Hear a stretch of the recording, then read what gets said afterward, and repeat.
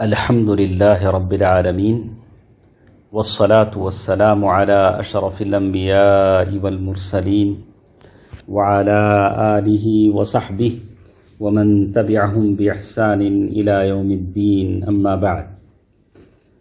محترم حضرات و خواتین، اللہ تبارک و تعالیٰ کا فضل و کرم ہے کہ دلوں کے اعمال کی اس گفتگو میں ہم شامل ہیں. گزشتہ درسوں میں ہم نے اخلاص کے بارے میں سنا. دلوں کے اعمال میں سے پہلی چیز اخلاص کے بارے میں ہم نے سنا. یہ اللہ تبارک و تعالیٰ کی توفیق تھی.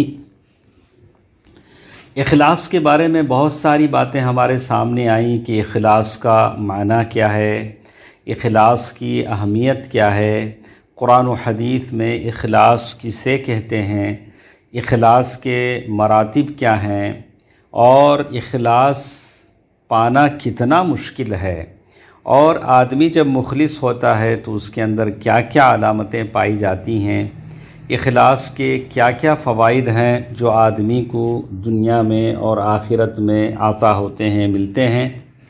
اور اسی طرح اخلاص کی منافی کیا کیا چیزیں ہیں، ریاکاری ہے، شہرت ہے. یہ ساری چیزیں ہم نے اخلاص کے تعلق سے سنا.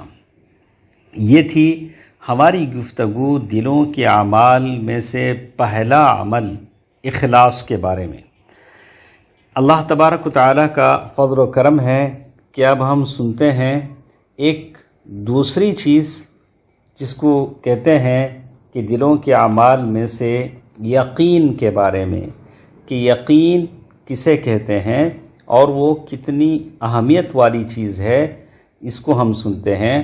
میں تمام میرے جتنے لوگ میری آواز سنتے ہیں سب سے کہوں گا کہ یہ علم ہے، اس کی قدر کریں. 10 منٹ آپ صبر کے ساتھ بیٹھ کر ساری گفتگو کو سنیں. انشاءاللہ یہ چیزیں آپ کے لیے بہت مفید ثابت ہوں گی. چلیے سنتے ہیں اللہ تبارک و تعالیٰ کی توفیق سے، اس کے کرم سے، اللہ تبارک و تعالیٰ کی نوازش سے کہ دلوں کے اعمال میں سے ایک دوسرا عمل یقین کیا ہوتا ہے. میں اور آپ اللہ تبارک و تعالیٰ کے بندے ہیں جو محتاج ہیں ایک ایسے یقین کی جو ہمارے دلوں میں گڑا ہوا ہو، گڑ جائے اور ہمیں اپنے ایمان پر ثابت قدم رکھے.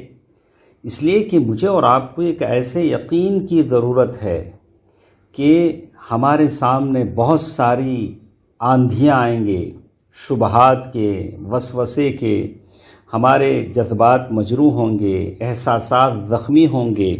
مجھے اور آپ کو چاہیے ایک ایسے یقین کی جو ہمارے کام آ سکے اور اللہ تبارک و تعالیٰ کے راستے میں ہم کو ثابت قدم رکھ سکے.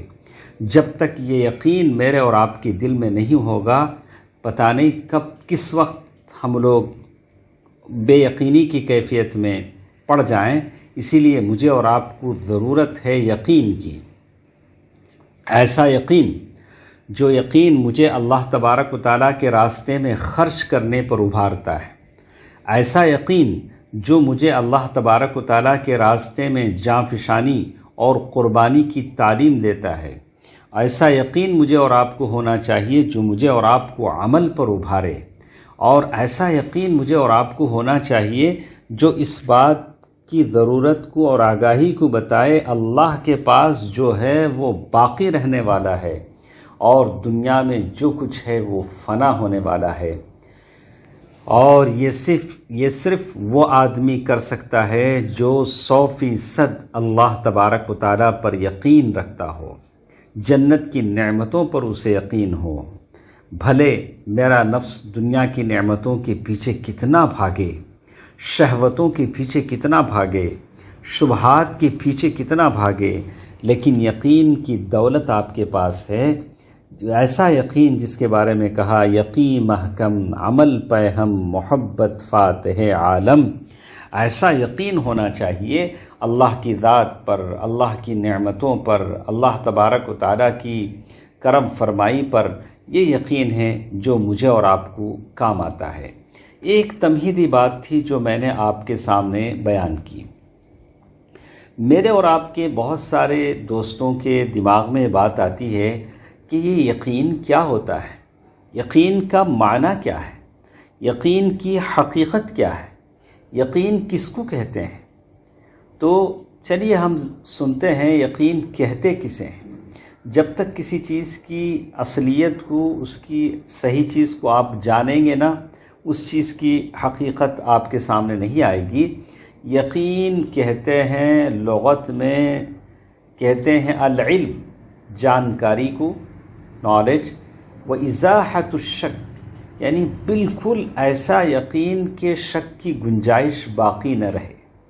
تو سیدھا سادہ آپ سمجھیں، تعرف الاشیاء باضدادها، چیزیں اس کے ضد سے جانی جاتی ہیں۔ یقین ضد ہے شک کی، ڈاؤٹ، ڈاؤٹ کے اپوزٹ میں یقین کہا جاتا ہے۔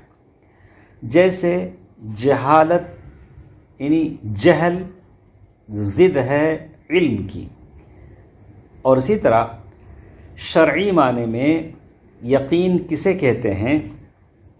کہا کہ یقین اس چیز کو کہتے ہیں کہ کسی بھی طرح کا تردد اور شک دل میں باقی نہ رہے، بالکل آدمی مطمئن ہو جائے۔ اسی لیے جنید کہتے ہیں الیقین هو استقرار العلم، یقین اس جانکاری، اس نالج، اس علم کو کہتے ہیں جو تمہارے دل میں آ جائے، لا ينقلب ولا يحول ولا يتغیر فی القلب۔ اب وہ یقین ایک مرتبہ ہو جانے کے بعد کسی کے بولنے سے، کسی کے ڈاؤٹ میں ڈالنے کی وجہ سے ہرگز اس میں کوئی تبدیلی نہ آئے۔ ایک بار یقین دل میں بیٹھ گیا ہے تو اب اس میں کوئی چینجز نہیں ہے۔ وہ کسی کے بولنے سے ہے، نہیں ہے، ہو سکتا ہے، نہیں ہو سکتا ہے، نہیں۔ فَهُوَ شَيْءٌ ثَابِتٌ رَاسِخٌ فِيهِ، وہ ایسی چیز ہے جو ثابت ہے اور دل میں گڑ گئی ہے، اور ایسی گڑ گئی ہے کہ آپ کا دل مطمئن ہو چکا ہے۔ وَثَبَاتٍ وَإِسْتِقْرَارِ الْعِلْمِ فِيهِ، اور ایسے آپ کے دل میں وہ چیز گڑ گئی ہے کہ اب اسے کوئی چیز پھیر نہیں سکتی۔ تو اسی لیے کہتے ہیں وَهَذَا الْيَقِينُ يَنْتَظِمُ بِهِ أَمْرَانِ، یہ یقین دو چیزوں سے جڑا ہوا ہوتا ہے۔ وہ دو چیزیں کیا ہیں؟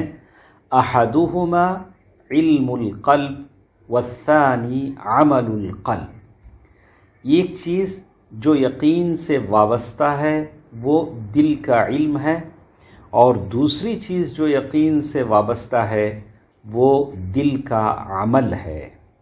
اور اس کی تفصیل شیخ الاسلام ابن تیمیہ رحمہ اللہ، جن کا نام الشیخ تقی الدین ابن تیمیہ رحمہ اللہ ہے، انہوں نے اس کی تفصیل بیان کی ہے۔ انشاءاللہ کل کے درس میں آپ کو اس کی تفصیل بتاؤں گا کہ یقین دو چیزوں سے وابستہ ہے، یہ دل کا علم اور دوسرا دل کا عمل۔ یہ کیا بات ہے انشاءاللہ کل کے درس میں آپ کو بتاؤں گا۔ اللہ تبارک و تعالی مجھے اور آپ کو یقین کی دولت عطا فرمائے، آمین۔ والسلام علیکم ورحمۃ اللہ وبرکاتہ۔